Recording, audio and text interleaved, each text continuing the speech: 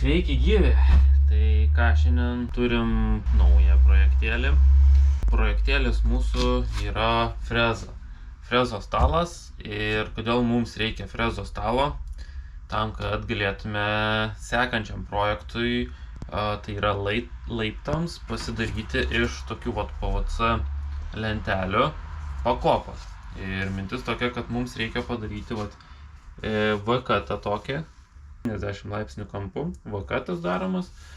Ir reikia prafrezuoti keliose vietose tokius griovelius ir tada su karštu oru juos užlenkti. Nu, realiai kaip dabar čia yra, bet iš ne visai tiesiai tas griovelis padarytas dėl to, kad aš rankiniu būdu jį frezavausi. Žodžiu, turiu skilo frizikę tokią ir jai reikia padaryti stalą. Tai ką esu pasidaręs, tai atsispausdinęs štai tokią plokštelę. Šitą visą į stalą, kurį tuo ištrauksiu, įdėsim.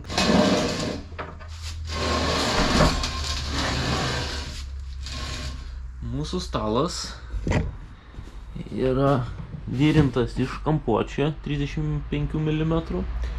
Kaip matot, konstrukcija yra gan paprasta. O stalviršis, jisai yra Latvijos fanieros atraiža.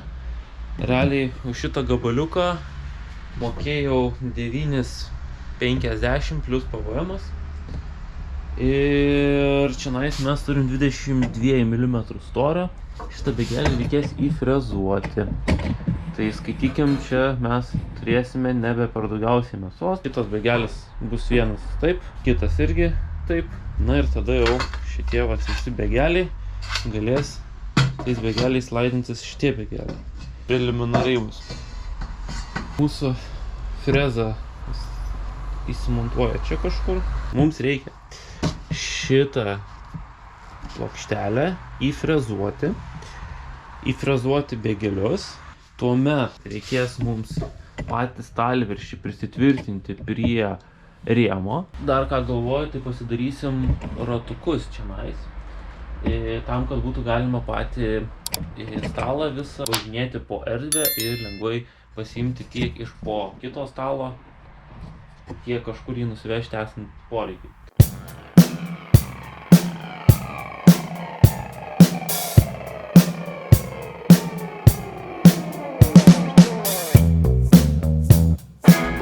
Frezuoti aliuminį griovelį į griovelį ir žiūrėsim, kas gausis.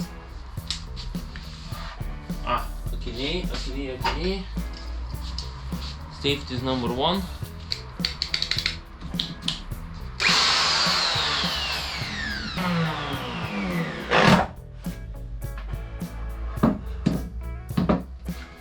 Reikia siūlyti.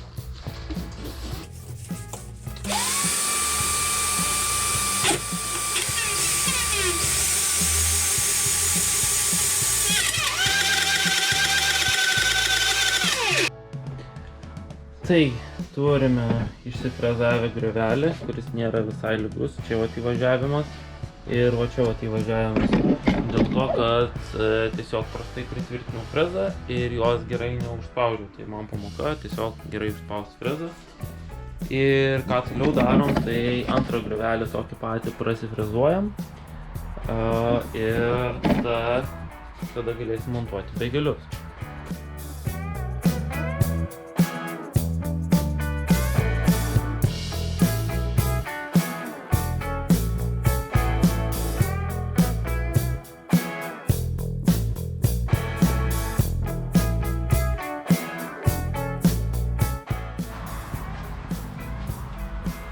Tai kaip matom,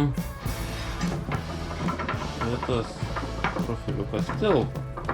Biškį turim netikslumų, bet nėra ko norės, kai tas rankos frezuojant gautis viskas idealiai, nes čia permatuoji, primatuoji, po čia aparatų nėra aišku, kaip tiksliai tą matavimą atlikti, tai toksai ir gaunasi.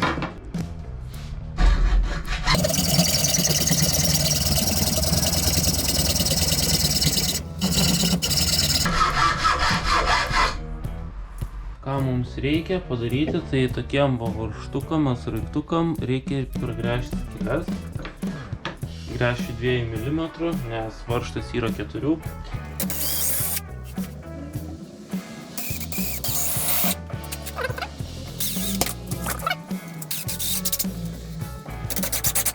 Dina ir tęsim darbą toliau prie frezavimo stalo. Tai ką mes turim iš po praeitos dienos, tai kad įsisukom vieną profiliuką, jau įsidėjom šitą šoninį profilį ir aišku pasibandėm įsidėdami mažesnio ilgio T formos profiliuką į išfrezuotą vietą.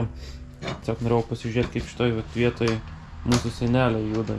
Iš esmės toks gaunasi visai smooth dalykas, tik tiek, kad dabar reikia mums pakeisti šitoj vietoj bėgelį šituo.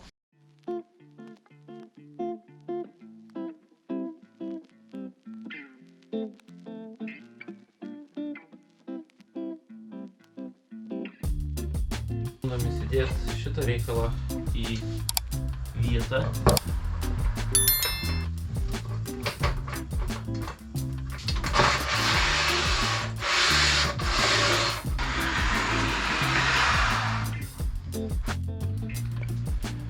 Tai va, turiu tokią 3D spausdintą detalę, kuri yra pritaikyta būtent skilo frezai. Ir šią plokštę bandysim pritaikyti dabar mūsų stalui. Tai kas gausis, kad turim va tokią plokštelę, ją įleidžiam, iš apačios prisukam pačią frezą. Tai dabar ką turim padaryti, tai turim išsifrezuoti perimetrą, kurį jau esame apsibraižę, ir išsipjauti čionais vidų, tam, kad tilptų pati freza. Tai kimbam į darbus, einam frezuoti. Šiaip netaip susetapinau šitą visą reikalą. Dabar ką esu pasiruošęs, tai tik tais vieną štai šitą liniją nupjaut, nufrezuot. Projektai daro projektus, tai važiuojam frezuoti.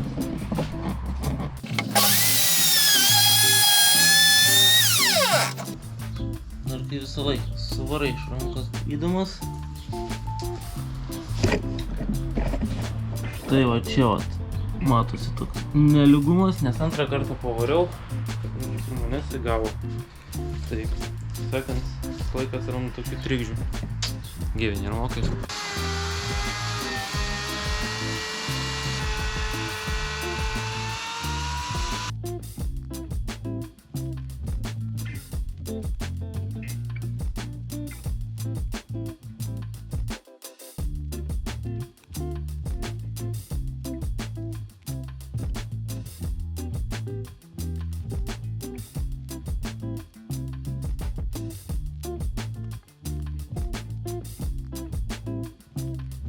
Medinį tašelį čia užsidedam. Tai o tokius ratukus prisitvirtinam vienas vienam gale, kitas kitam.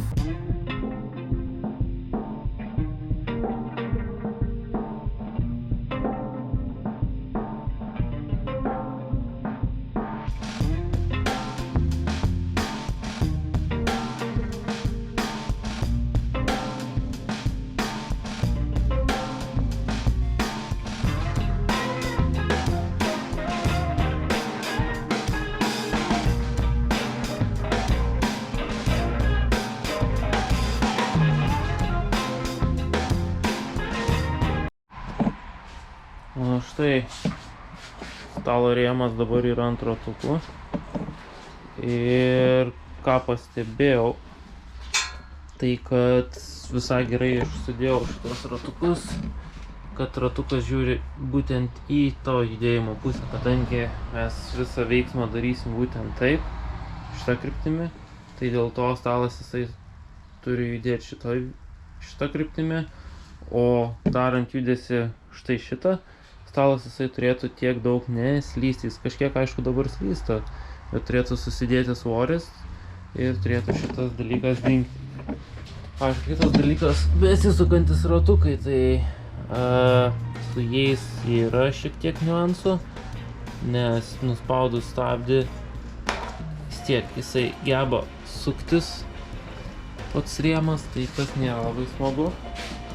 Tai skaitykim, galvojau, kad vienaip išdėk su tais ratukais besisukančiais, bet gavosi kaip gavosi. Matom, kad jie realiai sukasi. Bet čia turėtų būti kaip ir turim šiokią tokią niuansėlį, kad galvojau šitas visas stalas tilps po mano pagrindinių darbą. Ir čia turime centimetro iš esmės paklaidą. Ką tai reikš, kad reikės trumpinti stalo kojas, pačią rėmo kojas ir bandysim kažkaip susižaisti. Ta vietus visą laiką nestabdo, nes laukia darbas vyksta ir mes irgi nestabdom ir einam pjauti tolimesnio rastelio. Ir kaip sakant, ruošime žiemai.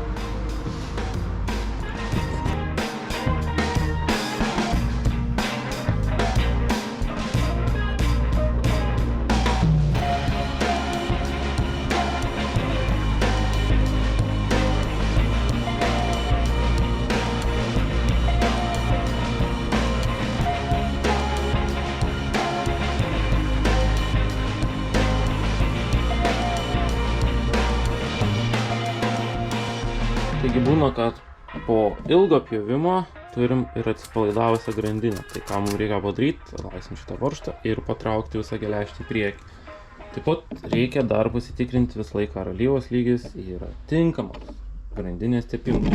Nes, kaip sakant, kas netepa, tas nevažiuoja. Tai grandiniai vis tiek reikia irgi tokio prisitrinimo ir kai yra drėgmės, kai yra tepaliuko, yra gerai. Tai, sakant, įrankį truputį prižiūrim, truputį naujinam ir važiuojam vėl į pjovimo darbus. O frezos stalas, tai taip, jisai dar vis čia. Ir kai baigsim pjaut, poilsiui prieisim prie frezos stalo, patvarkyti kojas, kad tilptų po lindimas po stalu. Kaip sakant, jūs paspaudžiat laiką, paspaudžiat prenumeruoti kanalą, o aš einu tvarkyti pjūklą.